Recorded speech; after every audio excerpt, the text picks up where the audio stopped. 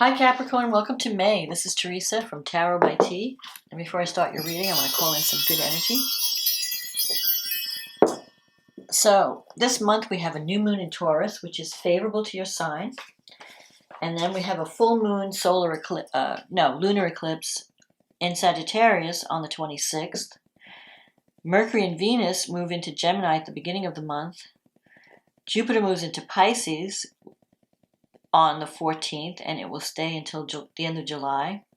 Saturn, your ruling planet, will go retrograde on the 23rd. So that's significant because whenever Saturn, whatever your ruling planet does is important. It rules your chart. It rules your sun sign. And then we have a Mercury retrograde on the 29th. So we have a lot going on this month, and we'll get into that later. Let's see what the cards say for Capricorn. What does Capricorn need to know about love and relationships?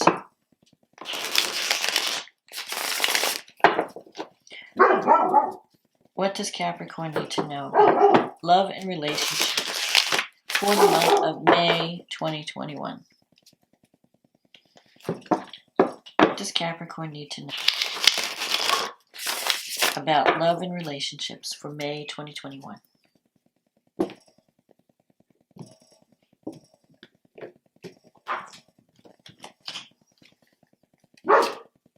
The Page of Cups, the Three of Pentacles, the Fool, the Knight of Cups,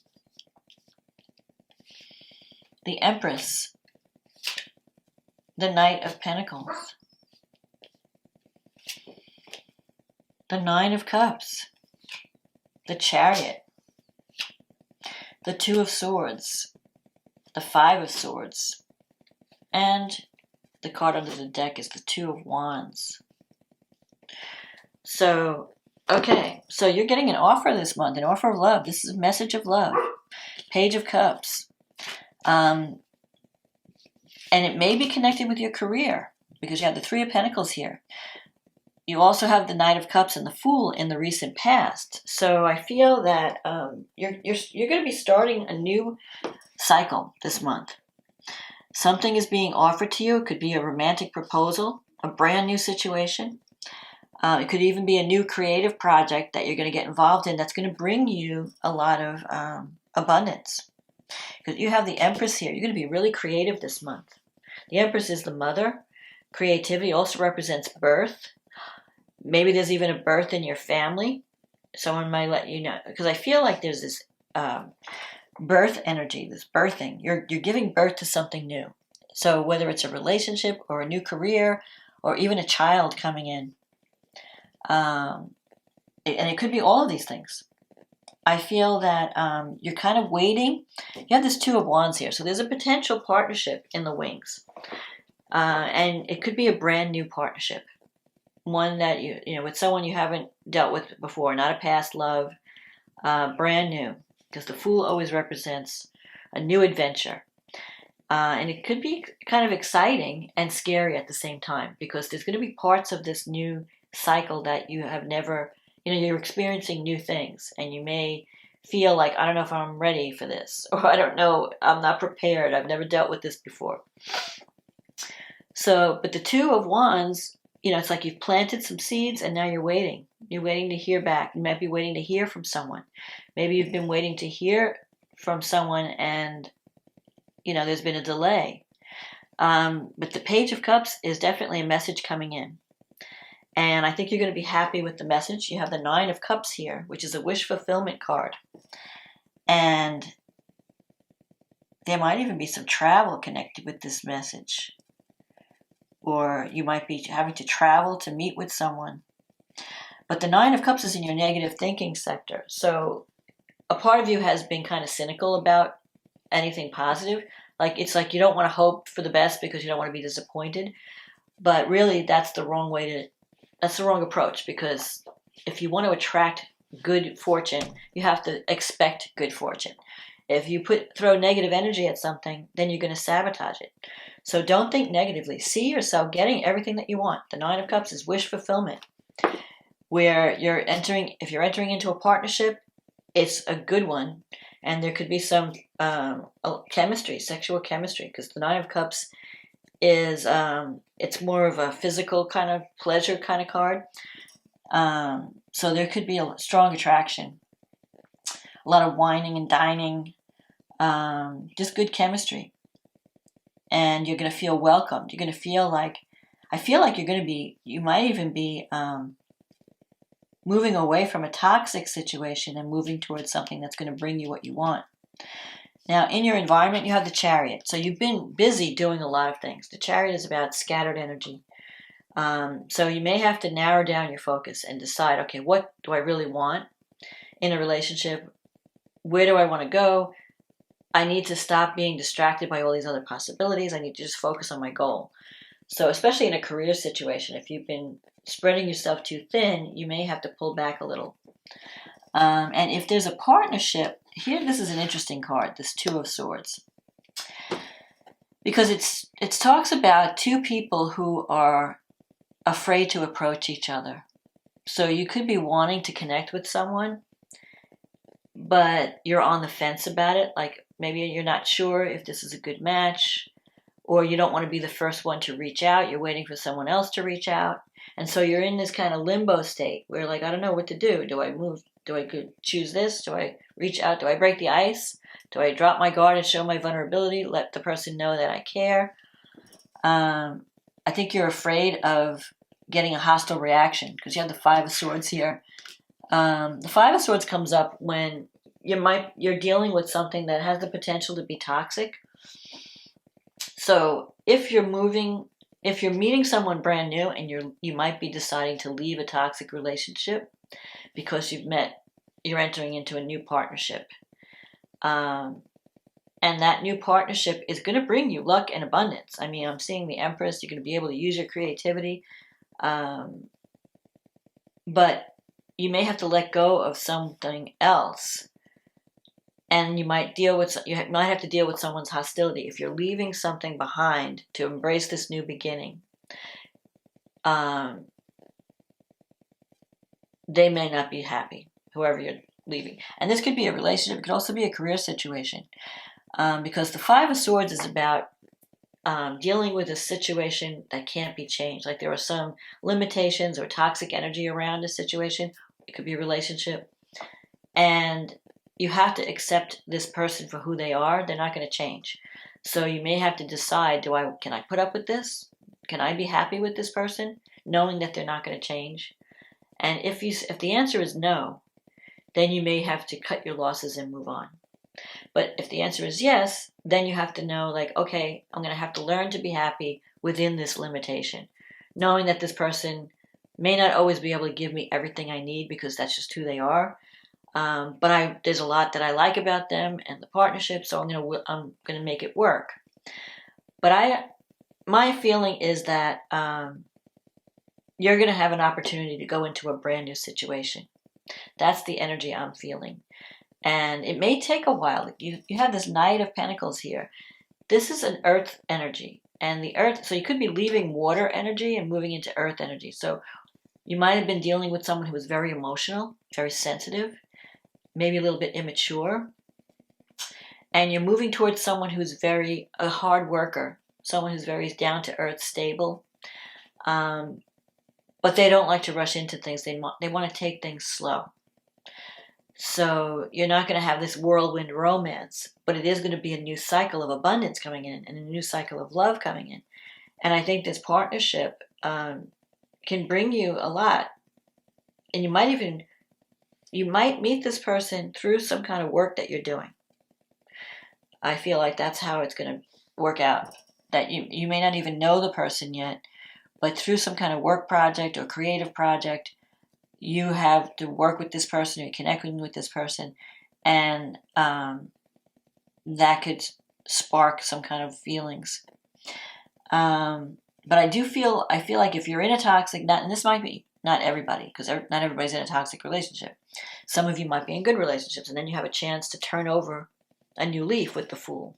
The Fool can mean like, hey, let's save this relationship. Let's work on it because I really care about you. I want to make this work. and you decide to be different. You turn over a page and you say, let's start over. Let's try to be more loving and try to be to communicate more and to really sit down and be honest with each other. But for some who are in a toxic relationship and you're done and you're like really tired of it, you're going to be cutting your losses and moving on. And I think this new situation is going to be the thing that gives you the courage to do that. Like maybe you've been existing in a situation that hasn't been great, but you really haven't had the courage to move on. But then this new situation pops up, this new love, and it gives you that courage, like, because you realize what you're missing. And you realize, I got to get out of this toxic situation. I have to go toward this new path. So let's see what the astrology has to say. So here you have this new moon in Taurus in your 5th house. That is definitely new romance. It's either a new romantic relationship, a new creative partnership, a new creative project, even the birth of a child, because the 5th house rules children, creativity, creative self-expression, romance, fun. Whatever you're working on, it's going to be fun. It's going to be something you really love. You can use your creativity. And Uranus is there, so it could come out of the blue. Like all of a sudden you get a phone call. Hey, you want to work on this project? Or, hey, you want to go out? You're not going to expect it. You can't plan what Uranus brings in. You have to just kind of wait and see what's going to fly in around this new moon. Because whatever it is, it's going to be the last thing you expected. So just be prepared for surprises, especially in love, in romance. You have Venus and Mercury in the 6th house. So this is good for your work environment. You're going to be getting along better with the people you work with. You might even be signing a contract or working on some kind of communication project or creative project, because you have Venus and Mercury in Gemini. Now, Gemini is the planet. It's the storyteller. It's about communication, sharing ideas. So I feel like there's going to be harmony in the work environment. Mars is in your 7th house. So Mars, your energy is on partnership. And you may, but Mars sometimes can bring conflict because it's the warrior planet. I think what's happening is if you're not happy, if you're not in a relationship, then Mars in the 7th is going to help. It's going to drive you to find one, to get one. You're going to put more energy toward creating partnerships. And especially partnerships that are nurturing to you, because Mars in Cancer, you want to feel like you're part of a family, like you're part of a group. You want to feel nurtured in the partnership. So if you don't have that, you're going to be working hard to get that. If you're in a partnership and it's not working exactly like you want it to, you could be fighting. So let's see, and Mars is sextile Uranus, and where is Uranus in the 5th house? I feel like it could also bring a sexual attraction, unexpectedly, just like out of the blue. Here comes this relationship because you're working with this person, or there's a new creative project, and suddenly feelings develop. You have Saturn in the 2nd house with Jupiter at this new moon, so your finances are part of a focus too. You're learning how to manage finances. You might have to scale back on your spending, but Jupiter is bringing you opportunity. But Jupiter is going to be moving into Pisces this month for a couple of months. So you're going to lose the benefit of Jupiter.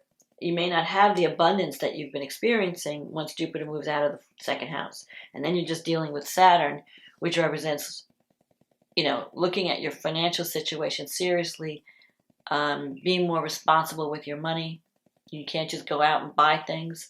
You might have to create a budget. Now, Mercury in the 6th house is trining Saturn in the 2nd. So if there's a new job opportunity that pops up, you might be signing a contract that's going to be in place for a long time, and it could bring you solid income. So I feel like there's going to be an improvement in your work situation.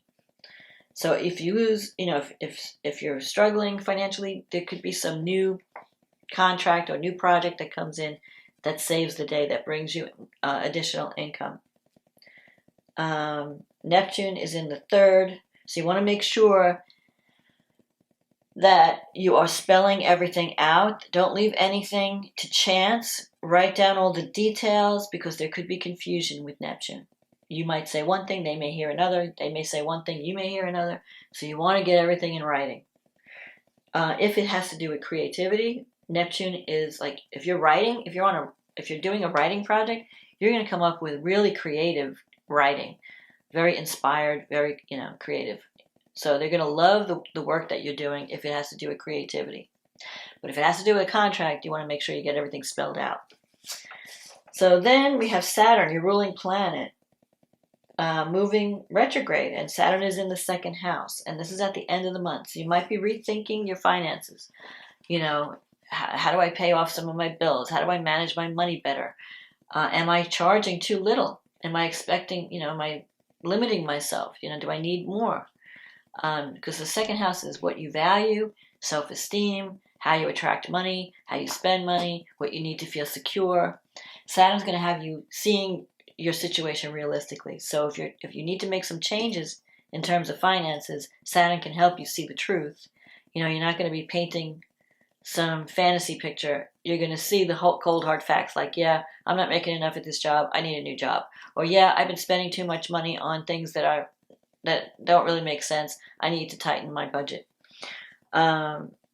So Saturn is going to help you. Saturn is not always like the bad planet.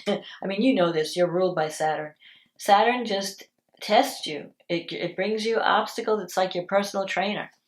And if you do the work and you're committed and you work hard and you're disciplined, Saturn will reward you at the end of its transit. So don't fear Saturn. It's just shining a light on what you need to focus on and what you need to get serious about. So, when Saturn was in Capricorn, you had to get serious about how you were appearing to the world, how you were dealing with your authority, your own personal authority. Are people taking you seriously? If you're a boss, how do I come across as a boss, as a manager? Now it's focusing you on, what do I value? Am I getting paid what I'm worth? How do I manage my money and my resources? Do I need to invest in change my investment plan? So when Saturn leaves the second house, you're going to be in good shape, because Saturn will have taught you lessons, will have shown you things. Saturn is a planet of wisdom. So you're going to know how to manage your money by the time Saturn leaves the second house. Then we have this lunar eclipse, and that's happening in your 12th house and your 6th house axis. So the 12th and 6th, the 12th house is psychological baggage, ending of a cycle. So if you felt like you're holding back, or someone has been holding you back, or someone has become a burden to you, this cycle may come to an end. If there's some kind of health issue that you need to be aware of, you may decide to get on a healthier diet or take better care of yourself, start exercising. The 6th house is also work, employment, your day-to-day activities on the job. Now you've got Venus and Mercury there. So you might be finishing up a project, a creative project, and it becomes successful, and now you're ready to move on to the next one. It could also make some changes with your work environment. Maybe you're leaving one job, moving into another. Eclipses are strange energy because it's a lunar eclipse, so a female person might be leaving your work environment. You may hear that someone's moving on to a new job. It could be a female in your company that you had counted on, and now they're suddenly not going to be there. But it's not, I don't see it as a negative. I think because you have Venus and Mercury there, I think that you're going to feel good at work. The environment, the work environment is going to feel more creative, there's more communication. It could even mean the end of oppression. So if you felt like held back by people, working against you from behind the scenes, that's not going to affect you anymore. That might just end because maybe your protagonist decides to move on. You have, like I said, Mars is still in the 7th, but Mars is trining, by the full moon, Mars is trining Neptune in the 3rd. So I feel that the month is going to end on a more positive note because you're going to be freed. I feel like there's freedom coming. You're going to be freed from any kind of baggage that, like if you've had fears or feelings of insecurity, that can be ending. If you feel like you've been blocked or you've been frustrated, that could be coming to an end. And I feel like you're going to really put a lot of energy toward making some goal work, especially because Neptune in the 3rd, Neptune represents dreams, creativity. In the 3rd, in Pisces, it's maybe you're just going to feel more compassion for your fellow man. You might be working on a project that helps others in some way. Maybe you're working on some type of like social work or some kind of healing project or counseling. Whatever you're doing, I think Mars is going to bring you success. And you might be finally connecting with people that can help you to get your goals met, to help you achieve a dream or a goal. So I'm not worried about this eclipse, really, because I think it's going to work in your favor. I think it's going to help you to release whatever has been holding you back, whatever's no longer serving you. It's like a clearing out. The 12th house is a clearing out. It's like I'm ending this cycle, I'm dropping this baggage, I'm clearing out the closet of my subconscious so I can embrace a new path. Because, the next eclipse will be a new moon in Gemini, and that will be in your 6th house. So that there could be a new work project coming in. The next eclipse is going to be in June. So there could be a lot of changes around work and even around your health. You might decide to take better care of your health and give up bad habits. Get on an exercise program or a new diet. But it's going to be positive. I feel like it's going to be positive. I think you're removing the toxic energy from your life, and you're going to have more freedom, and you're going to be really enjoying the work that you do and enjoying your relationships more once you get past the toxic energy, once you clear out the baggage. So I hope you enjoyed this reading, Capricorn. There are a lot of new beginnings happening this month and also probably next month. So don't be afraid of change. Don't be afraid to release what's no longer serving you and embrace the new.